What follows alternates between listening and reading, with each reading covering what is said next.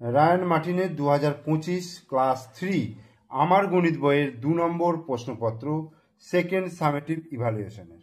দেখো কি বলছে, সঠিক উত্তরটি বেছে নিয়ে লেখো।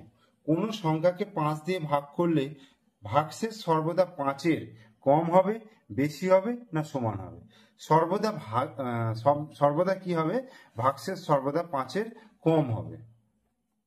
জোড় সংখ্যাটি সর্বদা 2 দ্বারা, 3 দ্বারা, 4 দ্বারা বিভাজ্য।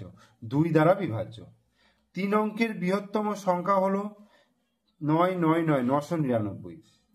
এই চিত্রটিতে ত্রিভুজের সংখ্যা কতগুলো আছে দেখো, একটা, দুটো আর এই গোটা একটা, 3টে। তাহলে একটি বর্গক্ষেত্রের ড্যাশটি বাহু রয়েছে, 4টি বাহু রয়েছে। কোনো সংখ্যাকে 0 দিয়ে গুণ করলে গুণফল 0 হবে। 200 পয়সা সমান কি হবে? 100 পয়সায় 1 টাকা হয়, 200 পয়সায় তাহলে 2 টাকা হবে। 8 বার 5 ঘর লাফালে কত হবে?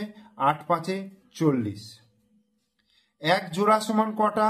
1 জোড়া সমান 2টি। 7টি 8-এর যোগফল হবে, 7কে 8 দিয়ে গুণ করলেই পেয়ে যাবো 27 56। 10টা কোশ্চেন হয়ে গেল। এবার 2-এর দাগে বলছে ভাজ্য, ভাজক, ভাগফল এবং ভাগশেষ লিখতে বলেছে। 183কে 5 দিয়ে ভাগ করতে বলেছে। দেখো 183 সেটাকে যদি 5 দিয়ে ভাগ করি, দেখো 5 3 15, 5 6 7 8 3, 3 নামলো 33, তাহলে 5 6 30, 3 নামলো। তাহলে এখানে দেখো ভাজ্য কত হলো? ভাজ্য হচ্ছে যাকে ভাগ করা হয়, অর্থাৎ 183। ভাজক হচ্ছে যা দিয়ে ভাগ করা হয়, অর্থাৎ 5। ভাগফল, এই যে ফলটা বেরোচ্ছে 36, এটাকে বলা হচ্ছে ভাগফল। আর এই অবশেষ যেটা পড়ে থাকছে সেটাকে বলা হয় ভাগশেষ। এই 3-এর দাগের দেখো কি বলছে, ভাজ্য সমান ভাজক গুণিত ভাগফল যুক্ত ভাগশেষ। তাহলে এখানে কি লিখবো? ভাজক গুণিত ভাগফল যুক্ত ভাগশেষ। আর গুণফল সমান কি হবে? গুণ্য গুণিত গুণক। এই 4-এর অঙ্ক, 826টি আম 4 জন বন্ধুর মধ্যে সমান ভাগে ভাগ করলে প্রত্যেক বন্ধু কটি করে আম পাবে এবং কটি আম পড়ে থাকবে?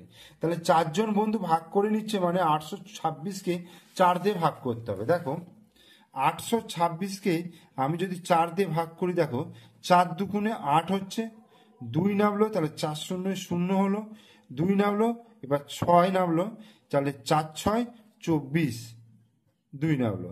তাহলে 206 জন প্রত্যেক বন্ধু কটি করে পাবে? 206টা করে আম পাবে। আর কটি আম পড়ে থাকবে? অবশেষ 2টি, তাহলে 2টি আম পড়ে থাকবে। এক ঘুড়ি বিক্রেতা 152টি ঘুড়ি বিক্রি করে। প্রতিটি ঘুড়ির দাম 5 টাকা হলে সে মোট কত টাকা পেল? তাহলে 152কে আমি যদি 5 দিয়ে গুণ করি তাহলে কিন্তু উত্তর পেয়ে যাবো। তাহলে 152কে 5 দিয়ে গুণ করলে 5 দুগুণে 10-এর 0, হাতে 1, 5 5 25 আর 1 26-এর 6, হাতে 2, 5 1 5 আর 2 7, তাহলে 760 টাকা। 6-এর দাগেরটা বলছে দিদিমণি ক্লাসে 285টি খাতা নিয়ে এলেন। প্রত্যেককে 7টি করে খাতা দেবেন। কতজনকে খাতা দিতে পারবেন এবং কতগুলি খাতা পড়ে থাকবে? 7টি করে খাতা দেবেন মানে প্রত্যেককে, তাহলে 285কে 7 দিয়ে ভাগ করব।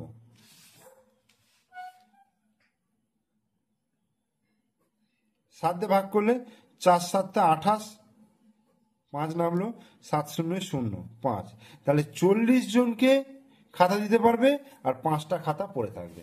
তাহলে এখানে কি লিখবো? 40 জনকে খাতা দিতে পারবে আর 5টি খাতা পড়ে থাকবে। 7-এর দাগের কি বলেছে? যোগ ও বিয়োগ করতে বলেছে। 15 টাকা 20 পয়সা, 10 টাকা 30 পয়সা যোগ করলে কি হবে? দেখো 0 3 আর 2 5 হলো, এত পয়সা। আর 15 আর 10 কত হয়ে যাবে? দেখো এখানে 5 হচ্ছে 2, 25 টাকা 50 পয়সা। এরপর ক্ষয়ের বিয়োগটা দেখো, 9 টাকা 70 পয়সা থেকে 3 টাকা 60 পয়সা বিয়োগ, তাহলে 0, 6 দিতে 7, 1 দিতে, আর এখানে 9 থেকে 3 বিয়োগ করলে 6, তাহলে 6 টাকা 10 পয়সা। 8-এর দাগের ভাগ করে ভাগফল ও ভাগশেষ নির্ণয় করতে বলেছে। 809-কে 9 দিয়ে ভাগ, 809, একে যদি 9 দিয়ে ভাগ করি, দেখো 8 9 72 হয়ে যাচ্ছে, 8 9, 9 9 81, 8, তাহলে কত হচ্ছে? ভাগফল হচ্ছে এইটা, আর 8টা হচ্ছে ভাগশেষ। ঠিক আছে, এবার 9 দাগের বলছে কোনো ভাগ অঙ্কে ভাজক 20, ভাগফল 2, ভাগশেষ 4 হলে ভাজ্য কত?